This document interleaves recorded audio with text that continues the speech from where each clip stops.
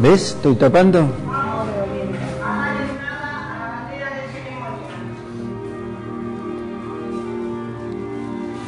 Le das un poquito más de volumen, un toquecito más.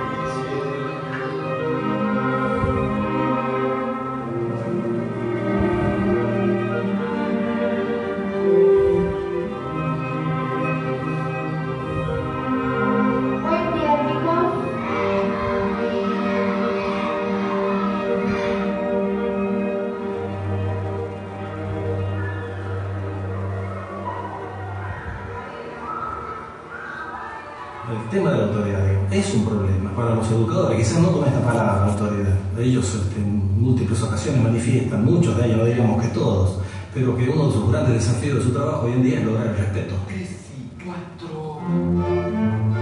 Yo creo que es un problema porque si no logra conseguir el respeto, el reconocimiento del otro, que el otro le dé un crédito, toda su práctica profesional se viene abajo.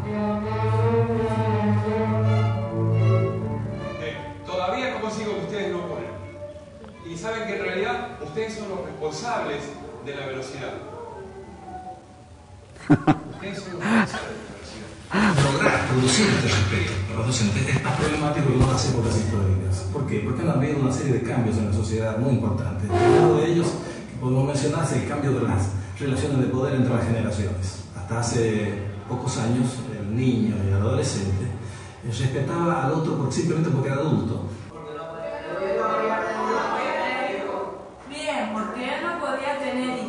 El problema más frecuentemente señalado por los docentes es el problema del conflicto. ¿Cómo manejarse en situaciones conflictivas? Dice Lucas, ustedes le tiraron manzana. A ver, vamos a hacer una cosa. Si todo se acusa, no sirve para nada. Lo que vamos a hacer es vamos a pensar. Cuando empezó el conflicto, a ninguno se le ocurrió decir basta, paren, no tiren, le aviso a la señorita o algo. ¿Ustedes entienden que no podemos seguir con el conflicto? Pero en las etapas anteriores de las sociedades, ya el hecho de ocupar ese lugar, de sentarse en esa especie de trono que era la cátedra, garantizaba por lo menos la escucha y el respeto de los demás.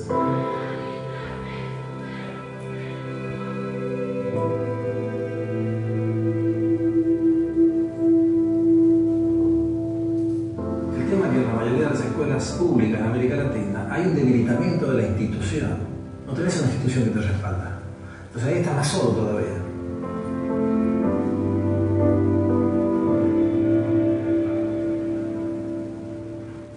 Él tiene que garantizar las condiciones del respeto, de la escucha, del reconocimiento, de la simpatía de los alumnos.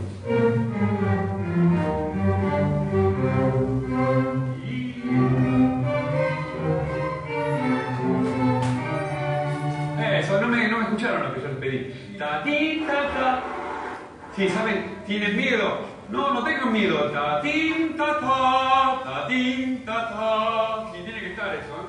Yo soy un convencido que una estrategia fundamental para la reconstrucción de la autoridad es el conocimiento del maestro. Pero ese conocimiento incluye el conocimiento de los aprendices. Yo creo que hoy en día un chico, un profesor, por ejemplo, que trabaja con chicos del Gran Buenos Aires, tiene que ser un experto en cumbia villera. Visto de esta manera crítica y negativa, y nos devuelven con la misma manera. Este es el problema.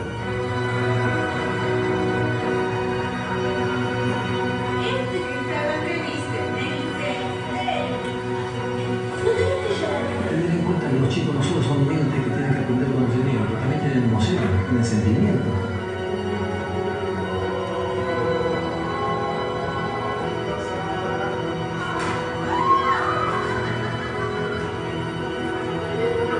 Si no hay respeto, no hay comunicación. Si no hay comunicación, no hay pedagogía.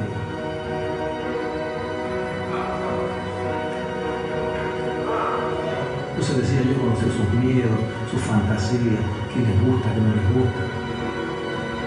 Uno es respetando a la medida que respeta a los demás.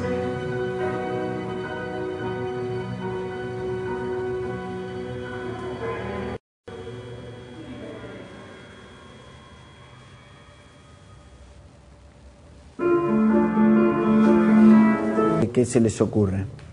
Que no sea valorativo, sino cómo está armado, cómo lo ven en función de lo que hablamos ayer. Bueno, primero tiene entrevistas con los protagonistas y con los actores que serían alumnos y profesores, los docentes. ¿Se escucha? Que explican su punto de vista, y después están especialistas que tienen la mirada macro, digamos, de la situación. Ok. ¿Algo más?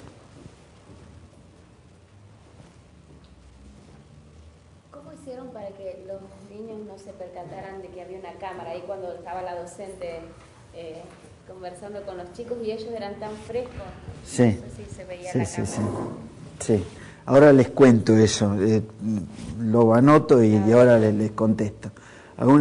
Digamos, acá tenemos dos observaciones, que hay puntos de vista de los protagonistas, si se quiere, y punto de vista de un analista que está analizando el tema general. Y ella pregunta, bueno, ¿cómo se hizo para el registro fresco de los alumnos? Anoto esto. Otro tema, me interesaría ver el tema del guión, a partir de dónde se tomó el guión. Vas a ver que tiene una sorpresa esto, que es interesante. ¿Alguien más? ¿Alguna observación? ¿Le llamó la atención algo?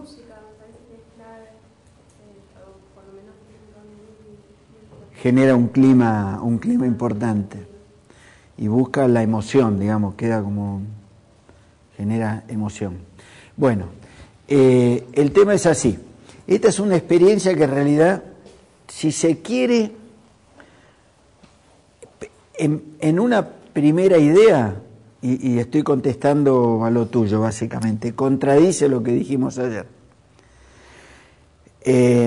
Esto es producto, se fue hecho de esta manera. Ustedes ven acá, bueno, música, título Bruno o producción Bruno. Esto empieza en un proyecto de Canal Encuentro de hacer un registro en diferentes escuelas en sitios extremos del país. Ustedes ven situaciones que están en, no sé, en Pico Truncado, en Iruya, en Buenos Aires o en, no sé, está en Formosa con los Huichis, cantidad. Entonces, este proyecto que se llamó Escuelas Argentinas, se hizo un registro en cada una de esas escuelas. Convivían 3-4 días en las escuelas. Es decir, por eso había tanta espontaneidad por parte de los chicos, porque se instalaban todas las horas de clase durante varios días. Entonces uno tenía cierta prevención en el primer rato que había una cámara, pero mientras avanzaba la clase y la cámara se iba moviendo, lo incorporaban ya a su realidad, y entonces no registraban que había una cámara. Realmente fue un registro de mucho material donde se tomaban situaciones con gran espontaneidad, porque ni los maestros, ya veo un momento que había un tipo con la cámara y empezaba el conflicto, digamos, de dar clase todos los días y el trabajo, y uno se olvidaba de eso. Con lo cual era un material de mucha riqueza y de mucha espontaneidad, porque se utilizaron muchos días en muchas escuelas diferentes. Ahora bien, estas narraciones eran, fue la miniserie Escuelas Argentinas. En un momento a mí se me ocurrió, digo, ¿por qué con ese material y con el descarte del material, porque los programas tenían 25 minutos, pero la cantidad de material eran horas y horas de registro que no entraban dentro de los 25 minutos?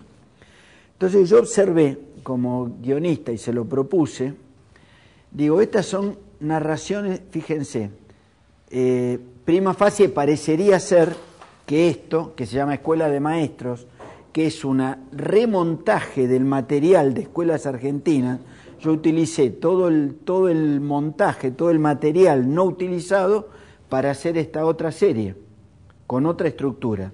Yo dije, bueno, las narraciones de escuelas argentinas son verticales. ¿Qué quiere decir? Que van a un lugar y utilizan todo el registro en el lugar. ¿Qué pasa si yo, con este material, que son 20 filmaciones verticales de cada uno de los sitios, hago un corte horizontal? Es decir, fijo el eje en el tema y no en el lugar geográfico.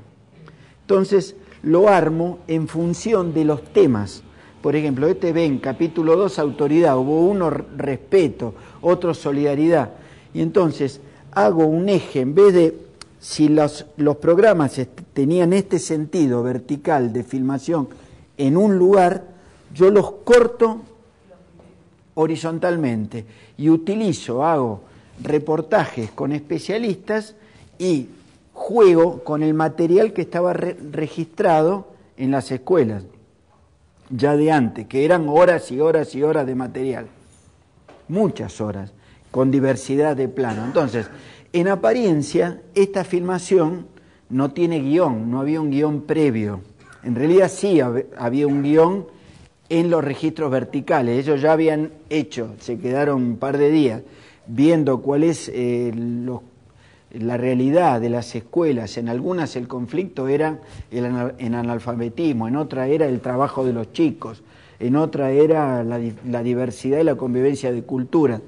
Ya de por sí tenían un guión en escuelas argentinas, pero después cuando lo tomo yo como escuela de maestros, utilizo una larga conversación con un especialista de cada uno de los temas. En este caso fue autoridad. Hablo sobre la autoridad y en función de lo que escucho hago un montaje, digamos, también de una larga conversación para sintetizarla, y de acuerdo a lo que va diciendo él voy picando material de escuelas argentinas para hacer esto. Pero hay una idea, hay una estructura y hay un conflicto, creo que se nota. Es decir, hay un conflicto, nadie habló sobre conflicto, ¿hay un conflicto acá? ¿O no? El tema educacional, ¿Cómo operar con las dificultades? Están planteadas las dificultades que enfrentan los maestros. O sea, se genera, fíjense, es documental, pero hay una línea de conflicto. Es cómo ser maestro, cómo enfrentar la realidad, la diferencia generacional. Es decir, es básico que hay un conflicto y que se resuelve. Hay un plot point, si se quieren, como si esto fuera una ficción, un plot point final cuando dice, bueno, pero finalmente el maestro tiene que saber, uno de los caminos es arrancar, por ejemplo, por la cumbia villera e ir al mismo tiempo subiendo y enseñando a disfrutar las obras más complejas del género humano, que todos tenemos derecho a tener esa sensibilidad. Y entonces es como la llave que abre todas las escenas finales de convivencia que hay entre, digamos, una parte intermedia que planteamos los conflictos, y en la parte final ven que hasta el tipo de imagen es de convivencia. Pero en este caso, fíjense que la utilización de planos, que es muy bella, digamos, de repente cuando hay una duda hay un plano corto y un plano general, parece que hay un encuadre previo de esto, y no lo hay. Esto es simplemente porque había mucho material y se filmaba con 2 y 3 cámaras en cada aula. Entonces una tomaba el plano general y el otro el plano corto, pero esto que yo digo que parece tonto, digamos, tener 2 cámaras, es plano general y plano corto, y recorrer con panorámicas, a veces las manos de acuerdo con lo que está sucediendo, también es un guión. Ya hubo este guión en el registro, y después hay un guión en la organización, y hay un conflicto, hay un planteo, hay personajes, hay un conflicto y una resolución final que emociona, si se quiere, con el disfrute de los cordobeses en la fuente y todo eso. Fíjense el mecanismo que da sobre el diálogo, es decir, cómo hay una especie de constituyente donde se fijan las reglas. ¿Se entiende esto sobre el hecho de que sea documental? No implica que no haya un guión. En realidad el guión nunca estuvo escrito, pero sí hay esto que digo, la idea del corte y la organización del material. Para escuelas argentinas, previo a hacer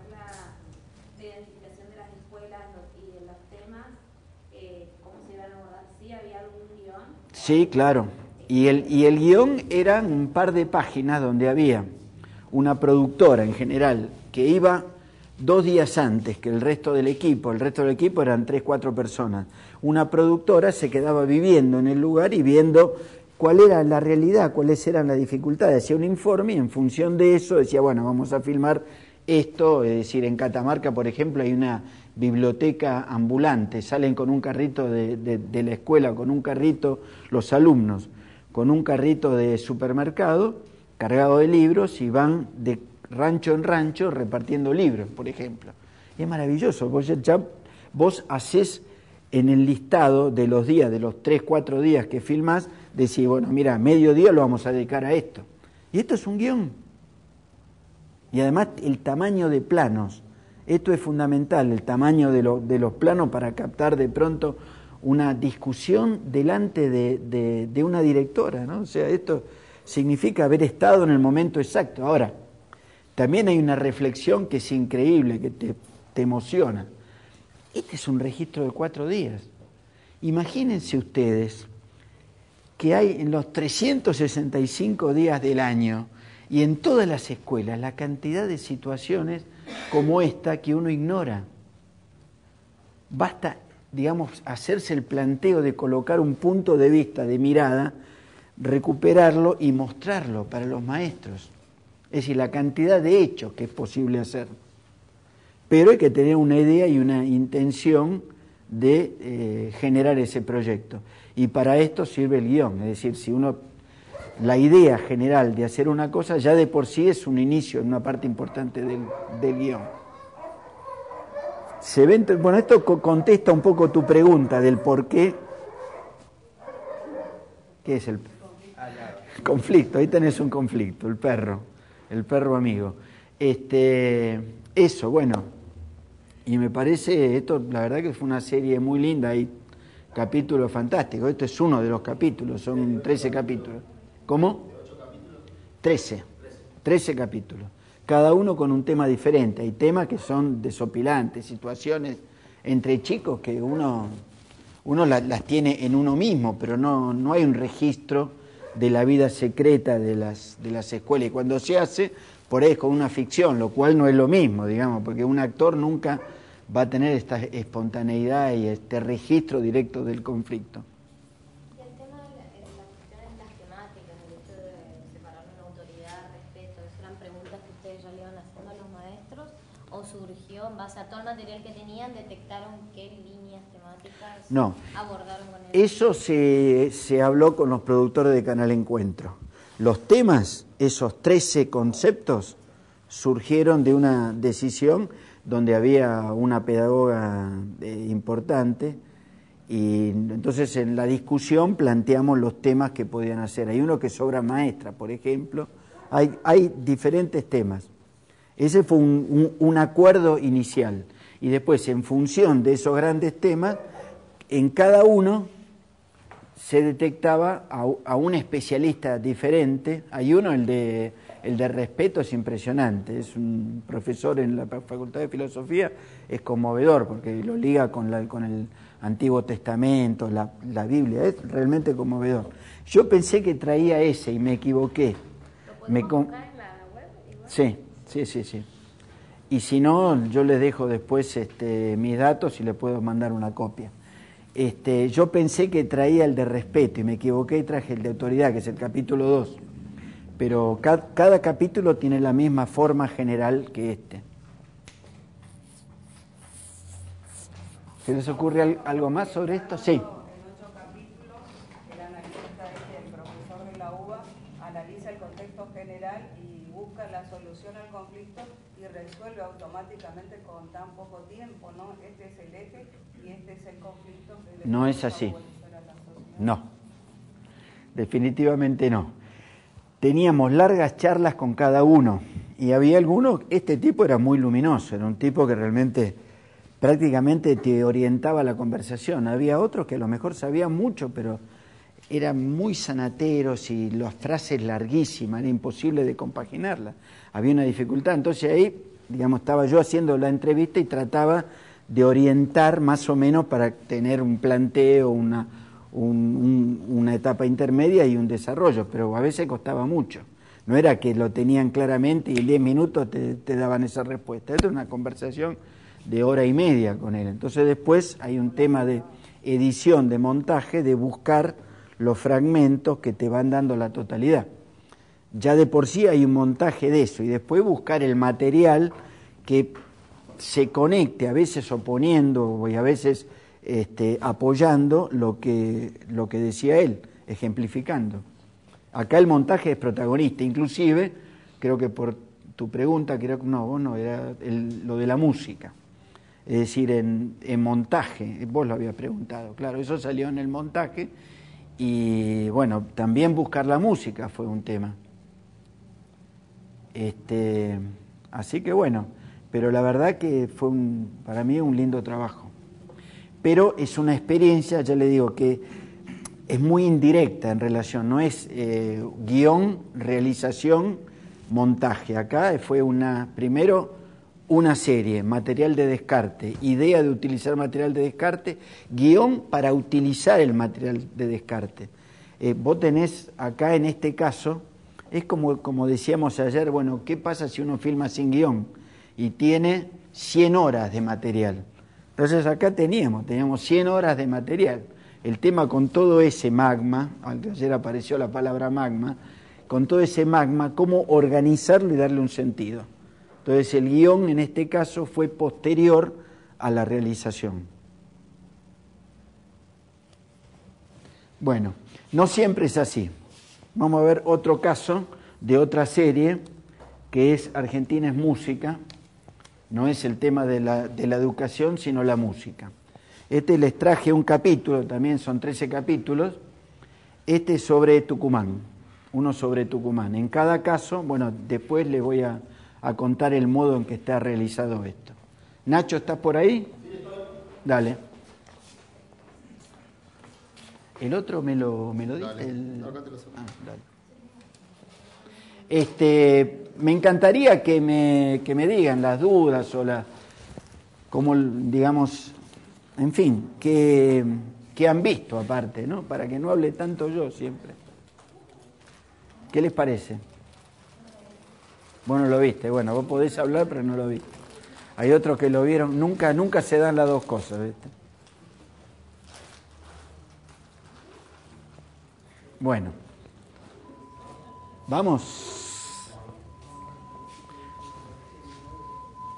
Me voy a poner acá si no tapo a nadie. No, pero acá no veo, che, está mal.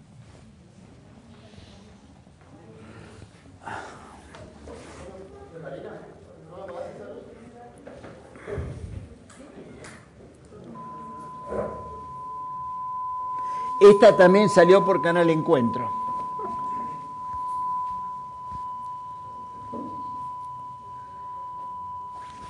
¿Qué soy yo? ¿No? Ah.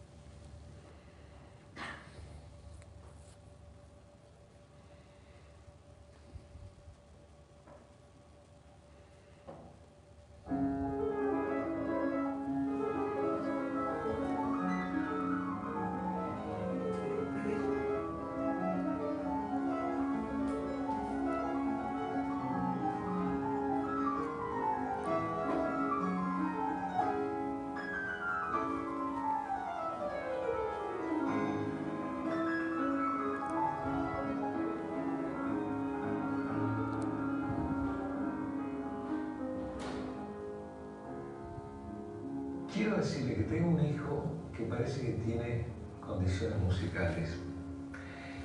Ay, señora, todas las mamás, todos los días me aparecen mamás que dicen que tienen un Mozart en la casa. No le he dicho eso. Bueno, tráigamelo.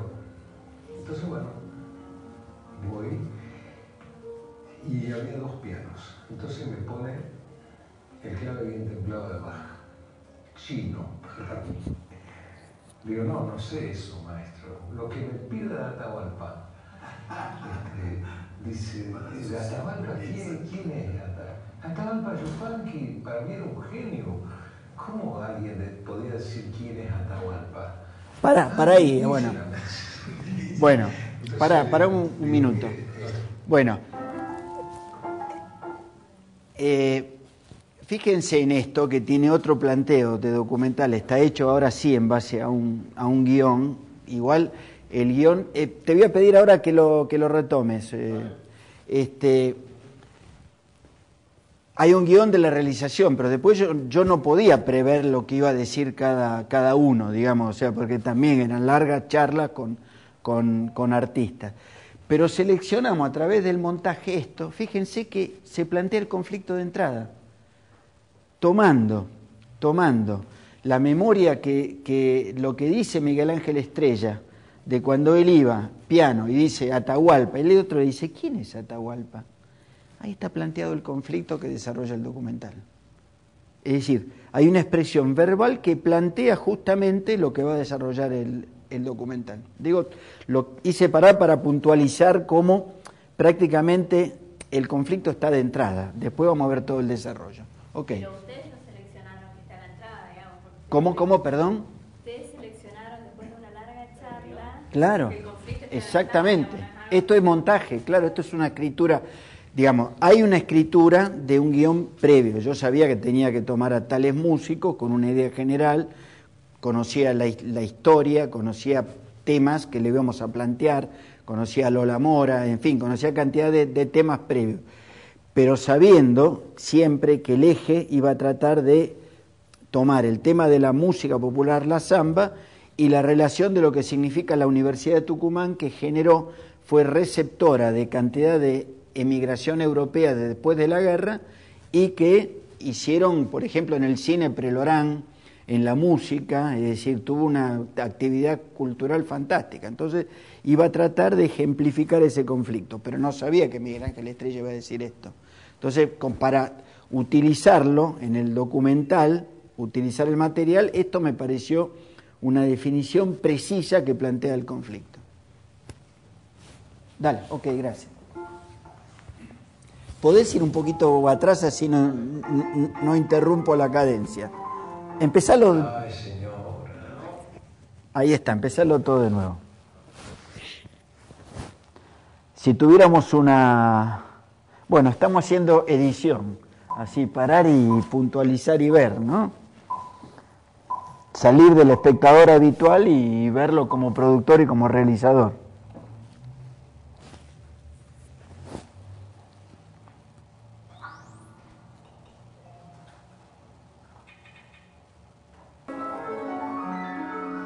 Primero hay un off sobre el texto de él, me pareció más interesante, y entra a hablar en sincro más adelante, ¿no? Eso ya es montaje.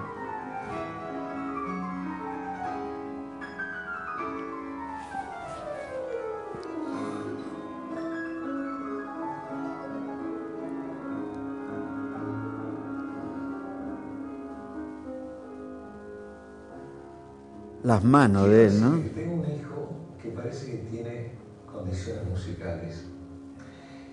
Ay, señora, todas las mamás, todos los días me aparecen mamás que dicen que tienen un Mozart en la casa. No le he dicho eso. Bueno, tráigamelo. Entonces, bueno, voy y había 2 pianos. Entonces me pone el clave bien templado de Bach. Chino, digo, no sé eso, maestro. Lo que me pide de Atahualpa. Dice, ¿de Atahualpa quién es? Atahualpa Yupanqui para mí era un genio. ¿Cómo alguien podía decir quién es Atahualpa? Lindísimo. indígena. Entonces le digo, mire, esto.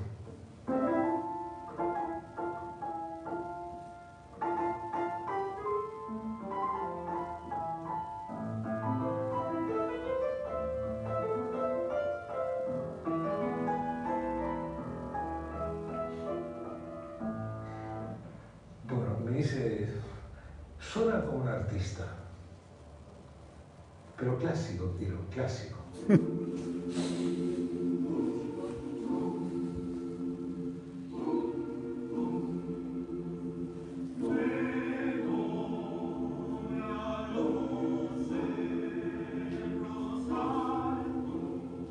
En realidad el folclore nuestro, si uno lo toma la palabra en su sentido exacto, prácticamente no tenemos. Nosotros tenemos música de raíz folclórica, pero el folclore básicamente es una música popular, de tradición oral, anónima y todo lo demás. Sí, está eso que Carlos Vega llamaba mesomúsica, o sea, que tenían raíces folclóricas, pero eran obras de autor, claro, y que ya estaban escrita, tiene con una influencia de su tiempo, de la armonía de su tiempo y todo.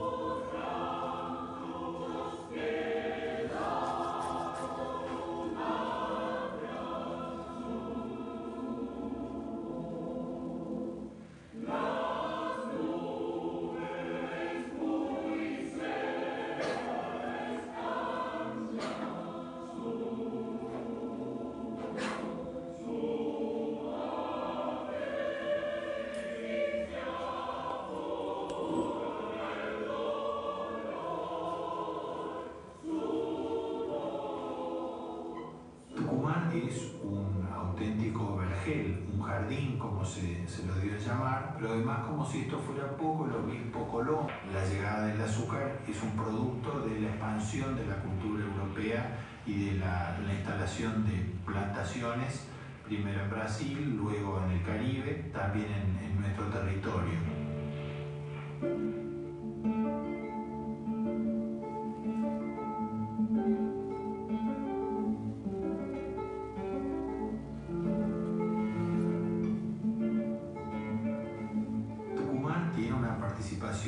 Destacada y única para siempre en la Declaración de la Independencia. Es allí a donde llegan todos los delegados del país, empujados por San Martín y por Belgrano, y donde se debate en esas jornadas de una intensidad histórica increíble la definición que hasta entonces no se había logrado, la de declararse como una nación independiente.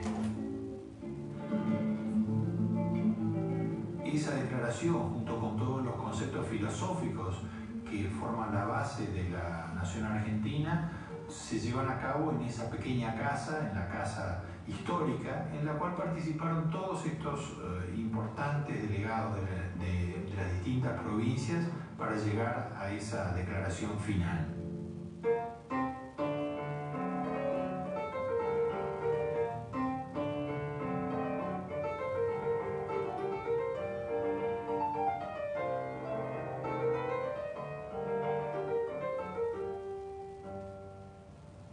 ¿Y esto de qué época era, Mauricio? Bueno, esto pertenece a Juan Bautista Alberdi, como sabemos, y el Juan Bautista Alberdi, tucumano, es el mismo autor de las bases de la Constitución. Así es. Y el gran enemigo de la guerra del Paraguay, y el que murió en París. Murió en París, y bueno, y tenía otras digamos, actividades que le gustaba escribir, por supuesto, literatura, y como compositor dejó algunas obras para piano, algunas obras para canto y piano, y como él tenía, se hacía, digamos, llamar el Figarillo, ¿no es cierto? Este minuet, precisamente la primera parte que interpreté, se llama El Figarillo, que es una de sus obras más importantes.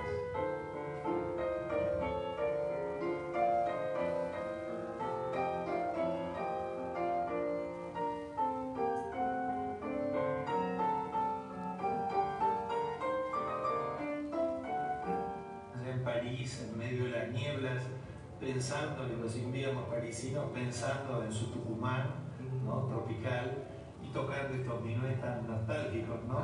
Es un personaje absolutamente romántico.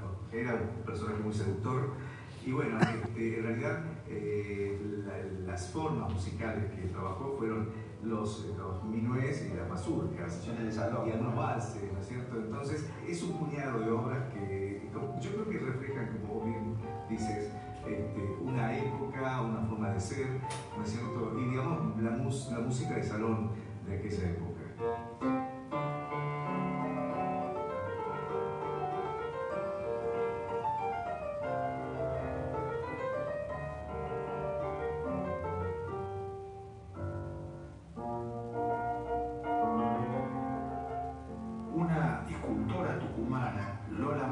Desarrolló una carrera fulgurante en la Argentina y luego también en Europa, en su momento protegida de quien fuera presidente de la Nación, del general Roca, que la iba a visitar a su atelier que había ayudado a instalar en Milán, y luego fue quien le facilitó la instalación de su atelier en la sede del Congreso de la Nación, que se estaba terminando de construir, para que ella hiciera allí las grandes esculturas que iban a estar en la plaza del Congreso, y luego las esculturas que constituyeron la Fuente de las Nereidas, que ahora están cerca de Puerto Madero, en el extremo de Puerto Madero. Toda esta obra, que es una obra inmensa de carácter solo comparable a la de un Rodin o de un Bourdelle o Camille Claudel, fueron hechas por esta escultora tucumana, que inmortalizó también en la casa en la epopeya de la creación de la nación.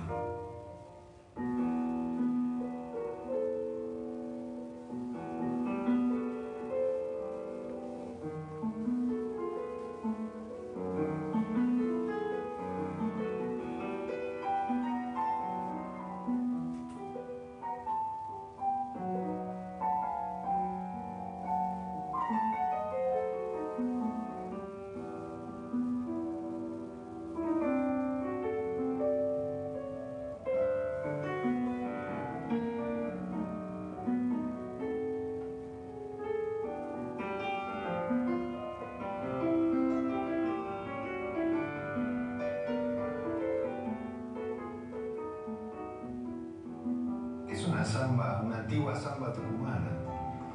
Tiene la edad del teatro. Este Teatro Alberdi. De 100 años. ¿Y cómo la conociste? Debe haber sido el año 52, 53. 1850. Un bandoneonista ciego y su acompañante guitarrista, tocando cosas de folclore, cosas populares. Y me acerco y le digo, ¿no sabe alguna samba de Juan Andrés Pérez? Yo ya había escuchado una al tiempo antes. Me dice, esa vale 50.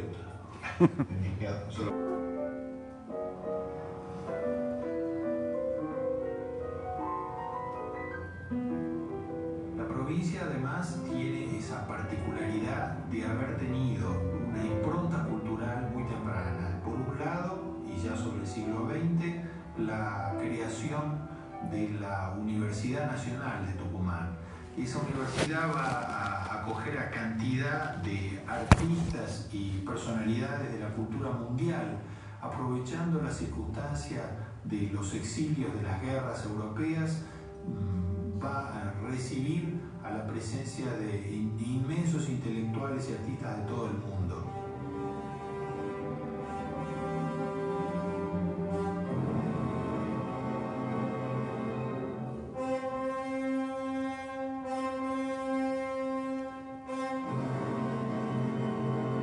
Esa época, 49, la Orquesta Sinfónica de Tucumán, de la Universidad de Tucumán, era considerada la mejor de América Latina. Sí. Que tenía gran cantidad de músicos europeos, ¿no? Claro, Que habían venido después de la guerra. Casi todos venían de ahí.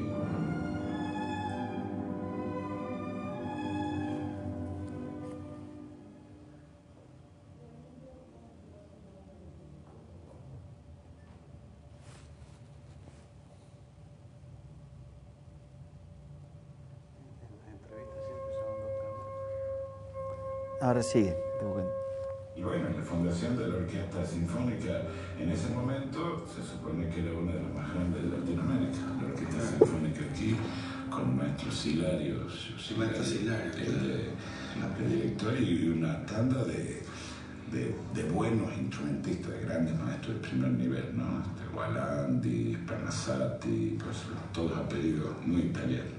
Como muchos de ellos se instalaron en una zona con una tradición cultural propia importante, pero trajeron toda esa experiencia europea, ¿no? Pero claro, una perspectiva un poco ilustrada del tema, es decir, la idea es elevarla a la región a partir de la incorporación de los grandes valores universales, ¿no es cierto? Por universales, como siempre se entiende la cultura europea, ¿no es cierto? La cultura hegemónica. ¿Lo quiere usted leer? Usted. Yo, lo dice bien. No, yo lo digo como... lo diría mejor el autor. Yo soy la cordillera y el río y el guanaco, yo soy la tierra y el pajonal de oro y el maíz prodigioso y el cebadal azul. ¿Has visto tú algo más poderoso que mi gran esperanza? ¿Conoces tú algo más grande que mi silencio? Yo, que solo he salvado de las sombras un puñado de niños, color de eternidad de bronce y piedra, a ti te los entrego, hermano blanco. Mejóralos, levántalos, la tierra es ancha como una pena india. Y era el indio, digamos, para los músicos profesionales de nuestra orquesta celebrada y famosa. Era muy mal visto él, fíjate, impresionante. Mi maestro de violín pensaba mal, no es un indio atorrante. Y yo después, porque aprendí a admirarlo tanto a nuestro Yupanqui, me llamaba la atención esa confrontación de dos culturas inconciliables. Y claro, él, que era muy burlista, Yupanqui, me decía, es que los intelectuales son así, sin remedio. Intelectuales. Tú piensas que eres distinto porque te dicen poeta y tienes un mundo aparte más allá de las estrellas. De tanto mirar la luna, ya no la sabes mirar. Eres como un pobre ciego que no sabe a dónde va. Vete a mirar los mineros, los hombres en el trigal, y cántale a los que luchan por un pedazo de pan. Pero esa sordera del academicismo estúpido, ¿no? De que hay que aprender reglas y aplicarlas, pero el sentimiento no cuenta, ¿no? No cuenta. Pero también había una cosa cultural más peligrosa, que era el imaginar que la única música posible era la música clásica europea escrita desde el año 1700 hasta el año 1900. Poeta de tiernas rimas, vete a vivir a la selva y aprenderás muchas cosas del hachero y sus miserias. Vive junto con el pueblo, no lo mires desde afuera, que lo primero es ser hombre y lo segundo poeta. Yo soy yupanquiano, pero de alma, ¿no? Siempre... Que sin ser un hombre de tucumano interpretó también, ¿no es cierto?, la cultura, la sensibilidad tucumana. Eso es lo que a nosotros los tucumanos nos da mucho orgullo, porque de alguna manera nosotros lo incorporamos. Y ahora precisamente dentro de unos días voy a hacer el camino que hacía él allá hace 60, 70 años, ya no sé, para Chasquivir, para Anfama. Quiero hacer ese recorrido para entender muchas cosas que él cantaba y que uno las canta pero no tiene el conocimiento que él ya tenía en esa época, ¿no? Yo no. Por eso la llamo yo la viajerita palomita, sendas de arena, arcos floridos y un corazón que pena por un olvido palomita. En los años 60 del nuevo siglo se cierran los cañaverales y hay unos grandes conflictos sociales que van a desgarrar a la provincia y producir que en un periodo de muy pocos años se despueble, es decir, haya un despoblamiento de casi un tercio de la población que se va a desplazar a otros lugares del país porque ya no se explota la caña de azúcar. No, compañero, nosotros no tenemos que dar el brazo a torcer, tenemos que luchar.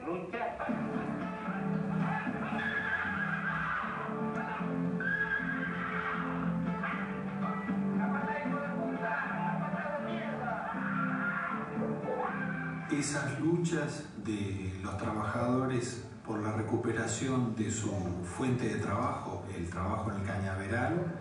Fue también el caldo de cultivo de la instalación de un movimiento de lucha armada que tuvo una gran importancia y fue el punto de partida del golpe militar que interrumpió el orden institucional en la Argentina en el año 1976.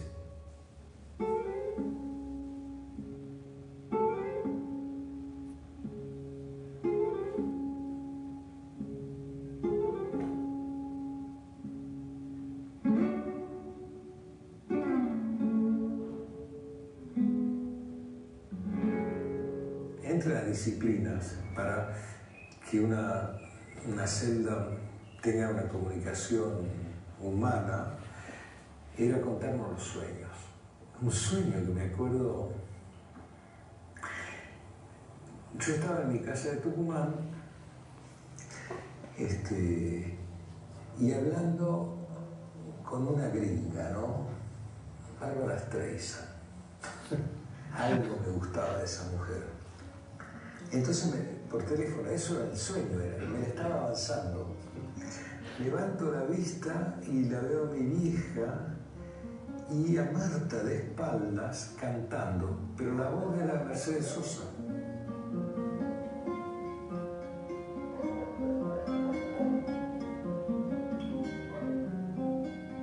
Mercedes Sosa decía la samba, el andar uno por distintos lugares, decía de dónde sos, de Tucumán, de Mercedes Sosa. De alguna manera siempre fue para nosotros la síntesis de Tucumán, ¿no? Pero hay veces que nadie es profeta de su tierra, nadie se encuentra con esas idas y vueltas. Sí, ella tenía sus cosas, ella siempre pensaba que en Tucumán por ahí no la terminaban de aceptar, pero yo no creo que sea así. Lo que pasa es que ella era siempre perfil bajo.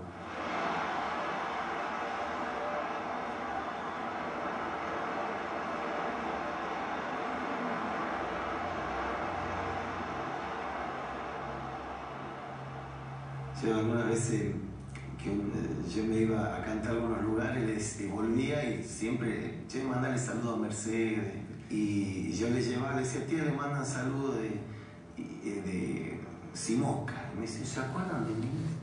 Pero lo decía con esa simpleza, ¿no?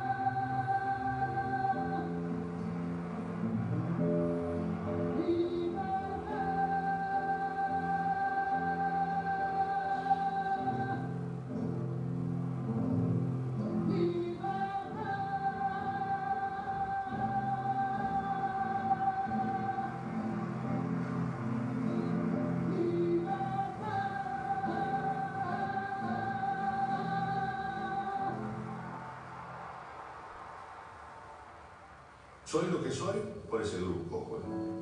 Por ese grupo de amigos. Quizás si no me hubiera tocado la suerte de juntarme con esa gente, yo no sería lo que soy. No sé si uno se... Y en mis rituales de músico, una vez por semana o dos por semana, yo toco para mis muertos, ¿no? Y les cuento cosas, ¿no? Mentalmente, claro, no puedo hablar y tocar, pero... Y a él toco siempre Bach, ¿no? A Atahualpa y a su mujer. Me acordé un poco de don Antonio.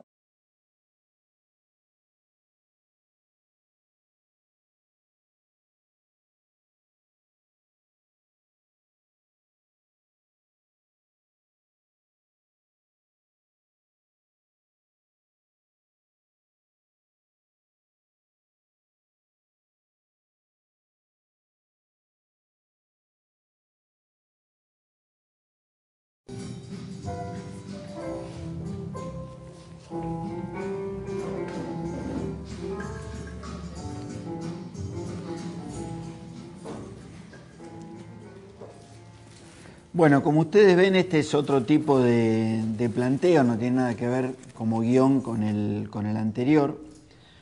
Y aparte tiene una característica que es la utilización como un patchwork, ¿no? Es como utilizar materiales de diferente origen.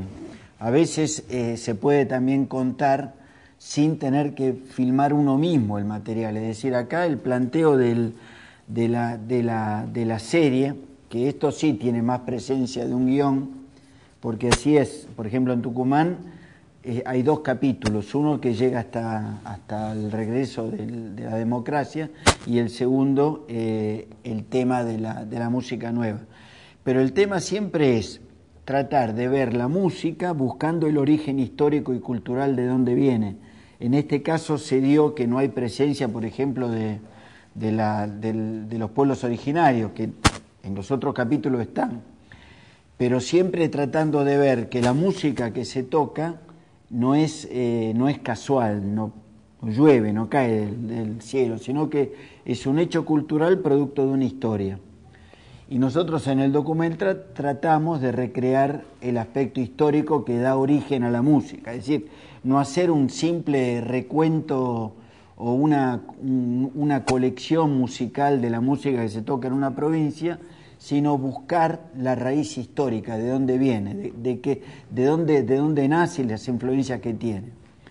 Y en ese sentido se ve que un poco en esto, como también en lo anterior, donde también se utilizaba material de otro origen, acá hay una intervención más de la realización, pero de cualquier manera, yo venía hablando recién con vos sobre rastrear un poco de dónde viene el cine, cuál fue la novedad que trajo el cine dentro de las artes, así en términos de textura de imagen, qué fue lo novedoso que tuvo el cine para antes de 1890, cuando se hacen las primeras funciones, inclusive cuando se hacen los primeros registros cinematográficos, los Lumière, Méliès, etcétera, todavía no estaba claro, aunque se filmaba, cuál era la potencia del cine, cuál era la novedad para el espectador que veía esas películas mudas en blanco y negro, que era narrativamente y estilísticamente, y por eso en algún sentido hablo de esto y hablo de lo anterior, cuál es la novedad en términos de imagen que trajo el cine. Y hago la pregunta para que reflexionemos. ¿Qué les parece? Que si uno dice, bueno, estoy en 1890 y aparece en una carpa de circo unos tipos con una maquinita que utilizando un defecto visual pueden registrar el movimiento. ¿Cuál fue la novedad que trajo el cine para ellos?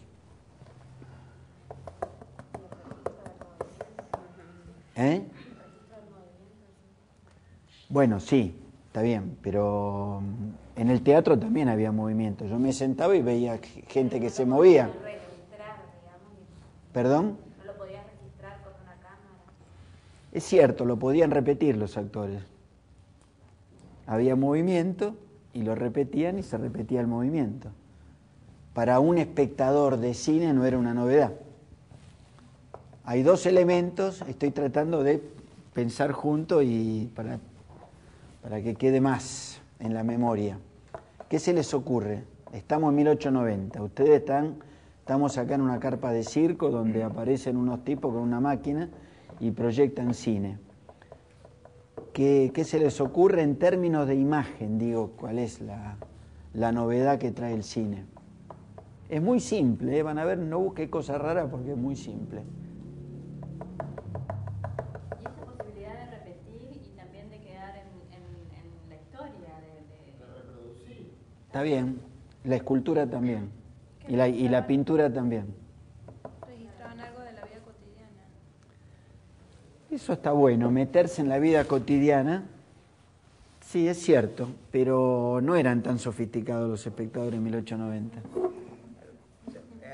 Para mí era acercar, o sea, aquello que vos veías en el teatro, a lo mejor para un grupo reducido de gente, lo masificaba más, lo acercaba más, llegaba a más cantidad de gente y con menos recursos. Ajá. Por un momento pensé que ibas a... Después te fuiste por otro lado. Para mí la capacidad, la oportunidad de introducirlos en un mundo mágico que no se puede tocar, así como el teatro, pero que les puede contar unas historias interesantes. De hacer masivo, yo no lo digo porque... reproducir una obra masivamente. Él lo sabe porque ya lo estuvimos charlando por eso. Sí, está bien, pero es más social esa consecuencia. Uno podía hacer teatro y hacerlo masivo también, qué sé yo, hacer funciones en toda la ciudad de pequeños poblados, los carromatos, como lo registró Ingmar Bergman en el 7º sello, iban con carromatos, o Juan Moreira, como se daba por todos los pueblos. Es más de imágenes, más elemental. Cuando ya... ¡Ey! ¿Quién lo dijo? Montaje. Uno, el montaje, pero antes del montaje hay otra... El montaje es eso, y ahora le voy a explicar por qué. La carpa de circo y la carpa de circo, el circo... No. ¿Cómo?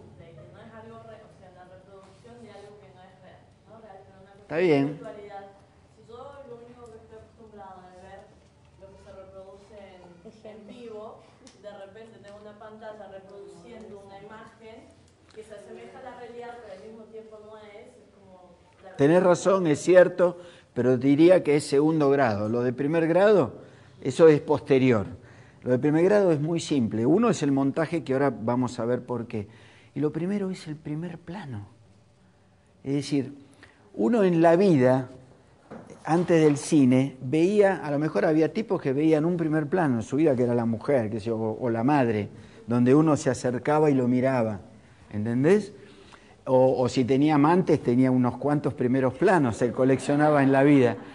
Pero estaba limitado a moverse para ver un primer plano. Es decir, la expresión de los ojos. Los actores interpretaban corporalmente, porque eran para un tipo que lo miraba a 5, 10, 20 metros de distancia. El cine tiene la posibilidad de meter un planazo enorme, donde lo que importa es una lágrima que se forma acá y está conmovido el actor y actúa con la mirada. Entonces es una dimensión que no había antes del cine. Fíjense que elemental, el primer plano. Antes no había primeros planos, es decir, en el teatro era imposible, uno no se acercaba hacia los actores. Y lo otro es, cuando digo primer plano, no digo solo primer plano acá, la mano. Cuando Mercedes Sosa termina y dice libertad, libertad, y el cameraman intuitivamente busca la mano y la detiene acá, esto es primer plano, es la expresividad del detalle. Esto es el cine. Y el montaje, esa unión, como lo dijo, entre crear un tiempo nuevo. Yo estoy hablando con ustedes y estoy prisionero de mi mirada. Yo no puedo escapar de mirarlos desde acá. A lo mejor hice así, me acerqué, pero me llevó un tiempo hacer esto. O puedo venir acá y hacer un plano general como lo hace él desde acá, pero me llevó un traslado. ¿Entendés? O sea, o vos que estás tomando con las manos cruzadas. Estoy prisionero del tiempo que genera. El montaje crea un tiempo nuevo donde puede unir, mediante la puesta en escena, tomar de acá, ir allá, mediante el corte de montaje y pegar los pedazos, crea la posibilidad de una narración con diferentes planos, casi divino, como miraría a Dios. O sea, uno puede organizar la mirada tomando diferentes puntos de vista y unirlos sin un tiempo de traslado. Esto es el montaje. Entonces, la posibilidad primera que trajo el cine es simplemente primer plano y montaje. Entonces, hay cosas acá donde el hecho, por ejemplo, de filmar con 2 cámaras, te da la posibilidad también de trabajar, de pronto poner un plano general con los chicos, como vimos en la escuela de maestros, o acá mismo, y de pronto alguien se emociona y hay un primer plano mediante el montaje que lo registra. Es decir, utilizar el montaje. Y no solo el tamaño de planos, sino los materiales anteriores. Si yo hablo de la caña de azúcar, utilizo El camino hacia la muerte del viejo real, la gran película de Gerardo Vallejo, donde hace un registro, y es como si fuera un primer plano. uso lo que trabajó él, pero digamos, el tema es el montaje, cómo apela, busca diferentes cosas para articular un discurso. Tamaños de plano o historias o filmaciones, por ejemplo, Yupanqui, traer a Yupanqui, sacarlo de la muerte, sacarlo del pasado y colocarlo acá y pegarlo a Estrella, como está hablando de Yupanqui, y ver a Yupanqui, la mirada socarrona, cuando el otro... Maravilloso el programa en España donde el otro lee un poema y los ojos socarrones indios de Yupanqui, viste, como mira, ¿no? Y se conmueve y sonríe, un tipo muy socarrón, muy maravilloso tipo, y de pronto utilizar eso y pegarlo y generar un discurso que sería imposible hacerlo en otro medio que no sea el cine o la televisión. La televisión como heredera del cine, pero digamos, esta es una posibilidad maravillosa, y digo, sobre todo en los documentales, utilizar esa capacidad, esa posibilidad que te da el cine de articular un discurso que es único y apelando a, desde ya el encuadre, si yo tengo posibilidad, ¿no? Voy a hacer un registro sobre una comunidad, no sé, en el Impenetrable, primero habría que ir a investigar, después saber dónde va a pasar el eje. Acá el eje también hay un conflicto. Está el conflicto entre lo que es folclórico popular y la música clásica. Y en algunos casos se resuelve, desde Miguel Ángel Estrella, Sosa, o el Pato Galmarini, un viejo. ¿Ustedes vieron lo que contó sobre la boca de la guitarra? ¿Lo pudieron escuchar eso? Cuando le piden el precio de la samba y viene el tipo y pasa la boca de la guitarra colocada así, tiene que poner para que lo ejecute. Es decir, esa memoria, creo que solamente el cine puede generarlo, ninguna de las otras artes. Bueno, ¿hacemos un alto? Ahí, pero yo quiero hacer un aporte. Dale, buenísimo. Hablaste del tema del primer plano. Yo me acuerdo, por ejemplo, en la película Elefante Blanco, que se hace un traveling con la cámara y se enfoca en la cara del protagonista más que en un plano de detalle y justo le cae la lágrima, digamos. Y ahí se logró, digamos, Claro, bueno, ahí hay un tema actoral además, porque combinar el movimiento de cámara, la repetición, la luz, la colocación, la preparación del plano y conmover si justo en ese momento que suceda eso es un milagro del actor, que bueno, no hablamos de los actores, pero ese es otro tema enorme, pero es muy bueno. Bueno, paramos un poquito, acérquense.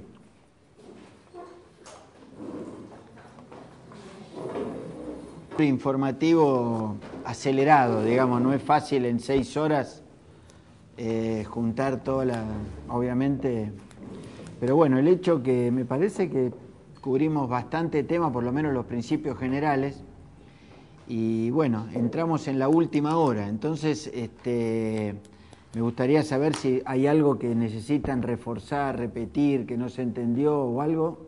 Sería interesante plantearlo ahora o callar para siempre conmigo, por lo menos. Y por ahí lo de los plot points nos quedó como para poder, en nuestros propios proyectos, tratar de aplicarlos por cómo plantearlos, cuántos, en qué momentos, respecto de qué. Teníamos una duda, por ejemplo, de plot points respecto de la historia, respecto del personaje, respecto de la historia, pero que influyen directamente en el personaje. Creo que sí. Y plot point, qué sé yo, desde ya, como dije ayer, tiene que haber 2. El planteo del conflicto donde la historia gira y toma otro sentido, y uno de final de resolución. Por lo menos 2. Después puede haber intermedios muchos. Qué sé yo, recuerdo ejemplos, hay muchos. En la película está Caminos del Sur. Claro, el camino del Sur, lo que genera la historia, yo le dije ayer, es el momento que saca el pañuelo. En realidad es una especie de plot previo, pero para la historia, como ella es la protagonista, que va a seguir toda la historia y la vamos a seguir cuando va a Buenos Aires y cuando llega el hermano a recuperarla, que entre paréntesis Si quieren ver el final, lo podemos ver, el final de la película. No cómo se genera, el final. Es decir, el plot de arranque es el casamiento, cuando él elige a esta que la madre no la había mandado porque era la más niña, y él, lo más perverso justamente, además tiene una mezcla de amor y utilización entre el personaje del rufián con ella. Y le decía que una especie de plot previo para la historia es incluso lo hablé con ella, por eso hay un plano corto de ella en el momento ese, porque se queda pensando. Él pregunta, ¿dónde queda Solin? Le dicen, por allá. Ah, bueno, y agarra y se va con el auto, la mira y se va. Y las otras vuelven al trabajo, es decir, las otras vuelven a lo que estaban haciendo, que era plantar lo que estaban haciendo con respecto al cultivo de papa, que era lo que se hacía en la época allí. Pero ella se queda pensando y hay como un instante de luz en la mirada de ella que dice, ¿y qué pasa? ¿Hay otro mundo? ¿Hay algo? Entonces, en vez de seguir, inclusive lo realcé con la llamada de las amigas que le dicen, Yana, vení, Yana, ¿qué estás haciendo? Vení. Si la traen a la no historia o a la historia que había sido al equilibrio que habíamos dicho, situación de equilibrio. Pero ella, esa decisión es la que le cambia la vida, para bien y para mal. Ella, en ese momento que se saca el pañuelo y va detrás del auto, genera la historia de ella y genera la película. Si ella, como actriz, como personaje, no hubiera hecho eso, no era la historia de ella, hubiera sido alguna de las hermanas, y era otra historia. Justamente lo que genera el relato de ella es ese momento que está enfocado en un plano corto, por una parte. Por otra parte, la puesta en escena de esa era una aldea que queda en lo que es la Macedonia, es la tierra que está entre Yugoslavia, Albania y el norte de Grecia, es la zona de Alejandro Magno. Y para mí lo que fue fantástico de ese lugar, yo necesitaba un lugar que tuviera, y hablo de mis viejos que eran inmigrantes, que tuviera la belleza del paraíso perdido. Mi papá nunca se vino de Italia, para él siempre la vida, pasó 50 años acá, pero la vida, y me transmitía que siempre lo bárbaro era el pueblo que había quedado atrás. Y al mismo tiempo, él se vino porque no había trabajo, pasaba hambre, muchos hijos, etcétera, etcétera. Entonces, ¿cómo dar un tema de miseria y al mismo tiempo que tenga belleza? Y encontré en esa aldea musulmana, en realidad es musulmana, Macedonia, que tiene, por ejemplo, hay un elemento que lo distingue de nuestra realidad. Y también, vamos a hablar de diseño de arte. Y es notorio. Si ustedes miran acá, miran en torno a cualquier ciudad, ¿qué hay? Rectas. Es un mundo de la plomada, del ángulo recto, de las rectas. Y ese es un pueblo que parece hecho a mano. O sea, si ustedes se fijan en la casa, tiene la delicadeza, la morbidez, la curvatura de la madera, de los techos, hasta los techos son curvos. El suelo tiene pequeñas lomas, casi que parece carne humana. Entonces tiene como una carnalidad, como una textura de imagen que justifica que para ella sea el mundo perdido. El de la madre, del equilibrio, de las amigas, de la ausencia de conflicto. Entonces puntualizaba en la película ese mundo perdido, que es el inicio, lo que se deja atrás, oponiéndolo con el otro mundo del conflicto y de la línea recta, el mundo que se perdió. Digamos, ese para mí es el plot de la historia. Y el remate, el contraplot de final, hay varias escenas. Te pido si la podés pasar entonces. Creo poné desde el minuto 90 y te voy indicando hacia más adelante. del minuto 90 más o menos, que es el hermano que quedó, el tipo se la lleva y la prostituye, en determinado momento del relato, además le saca el hijo que tienen entre los dos, se lo queda el rufián, porque obviamente ella no lo podía criar, y en un momento vuelve el hermano y la busca, y bueno, es lo que genera el plot que conduce al desenlace de la historia. Más o menos, podés manejarlo más o menos por el minuto 90. Más o menos, por acá. Ahí, a ver. No, un poquito antes de esto. ¿Antes? Sí, un poquito antes. Un poquito antes. Por ahí. No, un poquito más por acá. Te fuiste demasiado. A ver, un poquito más. Acá. Arrancalo de acá. Bueno, el hermano llega y va a la Boca. Los prostíbulos eran en la Boca, que es mi barrio, además, donde me crié. Y entonces atraviesa, hicimos toda una especie de carnaval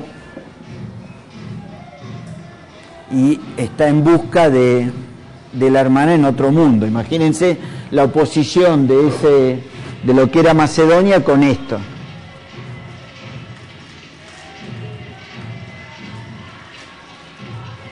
Llévalo un poquito más para adelante, Nacho, discúlpame, adelantarlo un poquito más. Esto el 1925 más o menos. ¿Y el hermano por qué la va a buscar?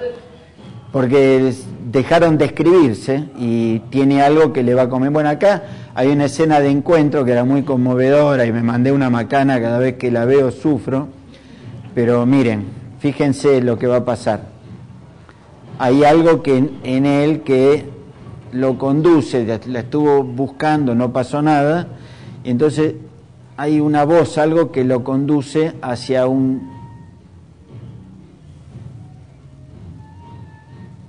Bueno, lo que decía ayer, acá los actores, este es un actor de Montenegro, y realmente hablan mal el castellano, y lo mismo ella, ¿no?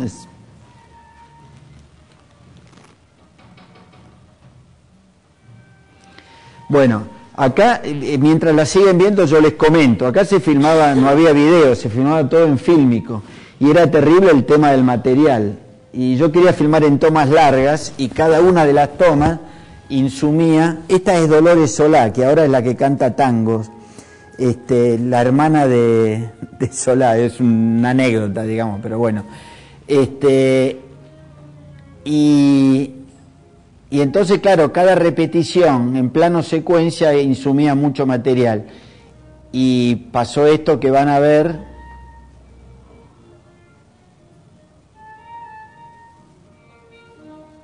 Es un solo plano entero en todo, ¿no?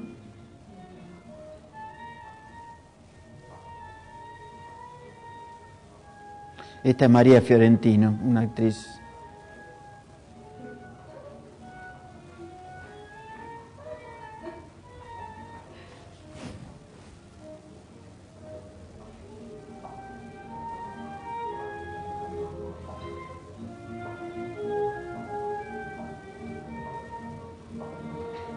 Esta es Inés Esteves haciendo de extra. Qué mirón que sos.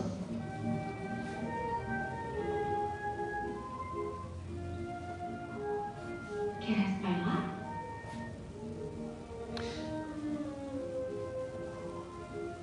¿Se acuerdan de la escena en el granero que lo sacaba a bailar?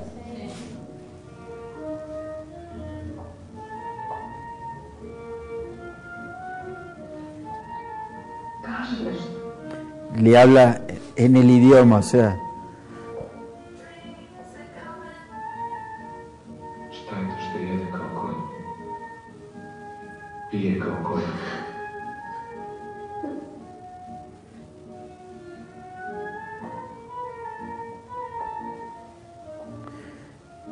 Estaban llorando los dos y yo con el tema de escuchar el sonido dije corte en un momento.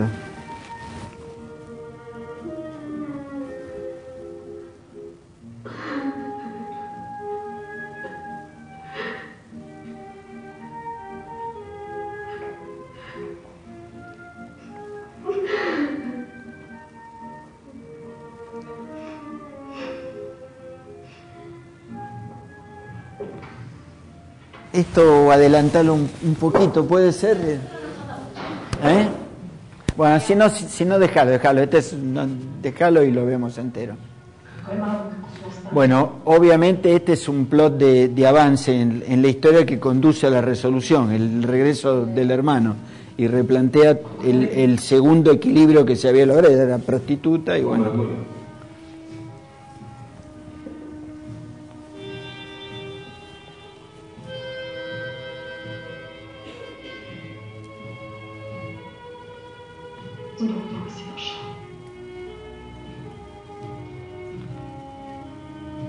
Nije umrla davno.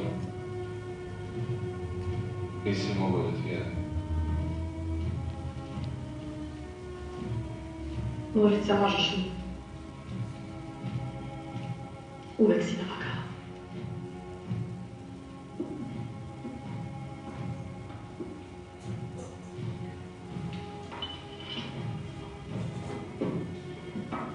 Ahí estaba la foto del casamiento, ¿se acuerdan? Ah, no, que ustedes no lo vieron eso, no. Ne dotiče. Zašto? Prosto zato što neću da me opraviš. Esa es la foto del hijo. U školi.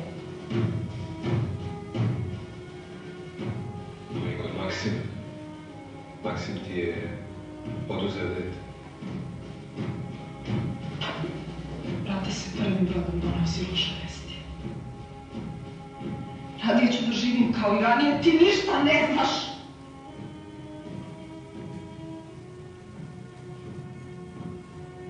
Slušaj, sad smo zajedno. Radit ću za tebe, za tvog sina. Zato sam došla. U redu? Ne želim te ovdje. Molim te, ostavi me na miru.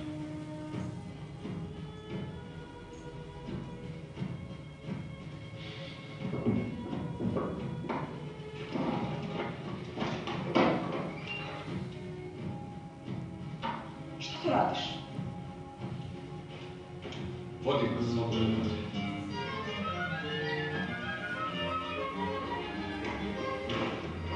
¿Qué pasa por acá? ¿Te está molestando?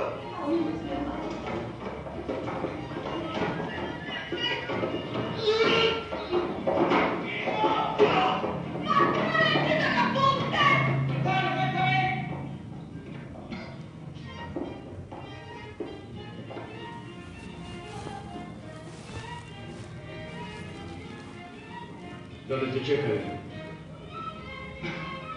Jana, jesi čula?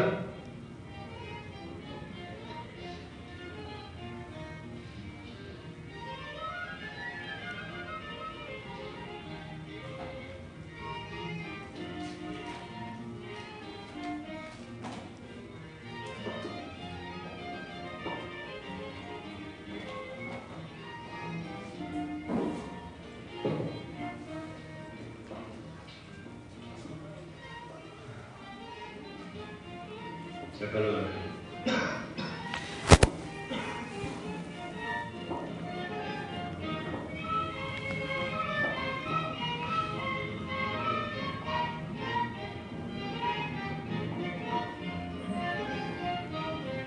Bueno, en esa época lo que había era una organización de prostitución judía llamada la Suimigdal, que, digamos, hacían, por ejemplo, los rufianes hacían, digamos, convenio de protección con la policía.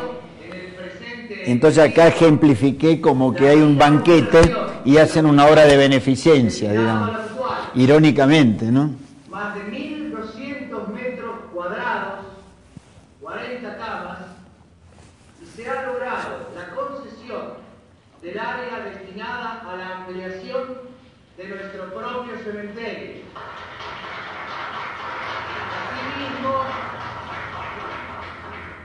Asimismo, se ha creado la comisión honoraria que se encargará de nuestras vinculaciones con autoridades nacionales, municipales y policiales. En este sentido, la presente comisión ha decidido decidido donar una nueva autobomba para beneficio de la comunidad toda.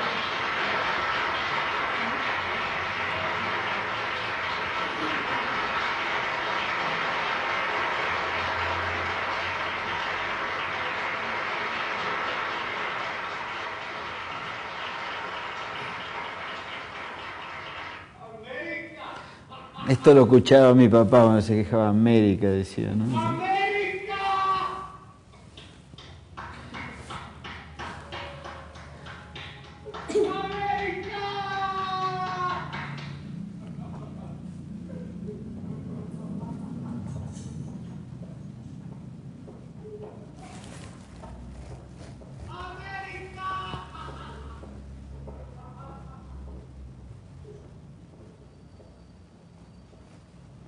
Venían a hacerse la América.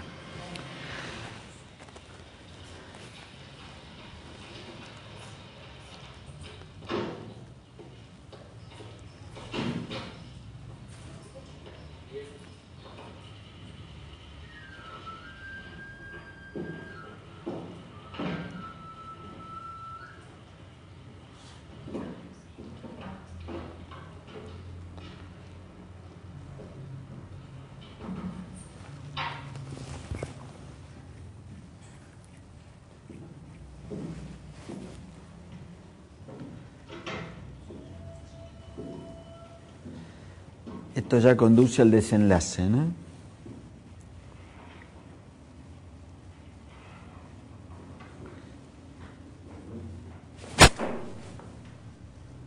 Tiene su motivo según él, ¿no? Y está todo guionado, excepto una frase que me la sugirió un actor y es fantástico, después les cuento. Sin lengua.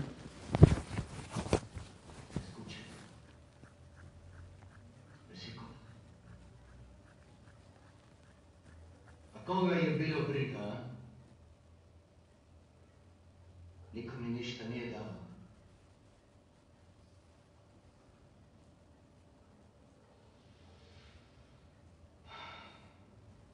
Sada sam drugi čovjek.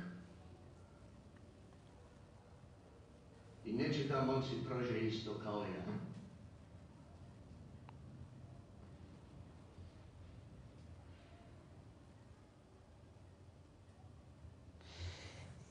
El motivo es que él trata de hacer tiempo para, supone que tiene un arma, que tiene el cuchillo de carnicero kosher, y entonces trata de distraerlo y de hacer un juego de distracción para... Ahí adentro está encerrado él, ¿no? Con el otro. Šta hoćeš od mene? Hoćeš pare? Došao sam da ih odvedem. A, tako. Imam dva čovjeka naprijed. Hoćeš da je covno? Jedan pokret i ti si mrtav. Navršenje. To ti meni pretiš Maksimu Brodnu.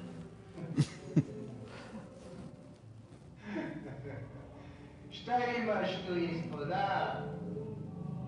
Svoj nož za klanje. Nisi ga nosio cijeli putem? Alex, por favor. Znaš koliko dobija ja?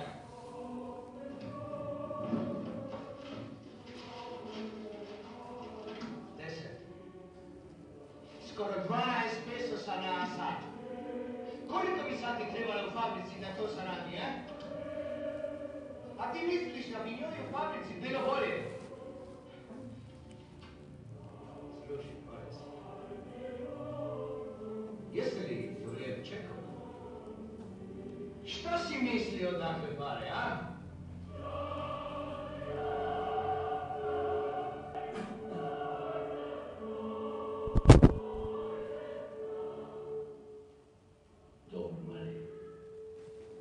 Igre je kraj. Jana i momci su moji.